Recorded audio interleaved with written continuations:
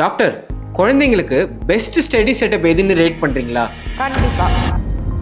ஃபீஸ்க்கு எவ்வளோ ஸ்பெண்ட் பண்ணுறோம், அவங்களோட ஸ்டடி செட்டப் சரியா இருக்கான்னு செக் பண்ண ஒரு 5 நிமிஷம் நம்ம ஸ்பெண்ட் பண்ணாலே அவங்க ஃபோக்கஸ்ல இருந்து எல்லாமே அவங்களுக்கு இம்ப்ரூவ் ஆகும்.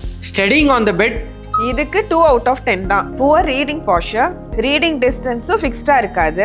ஏன்னா அவங்க கையில புக்கை வச்சு திருப்பி உட்காந்துக்கிட்டே இருப்பாங்க. அவங்களோட ஃபோக்கஸை லூஸ் பண்றதுக்கு சான்சஸ் ரொம்பவே அதிகம். ஸ்டடிங் ஆன் த ஃப்ளோர் இதுக்கு 6 out of 10. ஷார்ட் பீரியட்ஸ்க்கு இது ஓகே தாங்க. ஆனா குழந்தைங்க ரொம்ப பெண்ட் பண்ணி படிப்பாங்க. ஸோ கண்டிப்பா அவங்களுக்கு ஸ்ட்ரெயின் ஆகும். சோஃபா இல்லைனா கவுச் இதுக்கு 4 out of 10.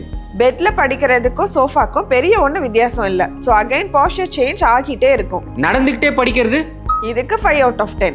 ரிவிஷனுக்கு இது ஹெல்ப் பண்ணும். பட் ஒரு நியூ சாப்டர் இல்லை ஒரு போர்ஷன் படிக்கிறதுக்கு திஸ் இஸ் நாட் அட்வைசபிள்.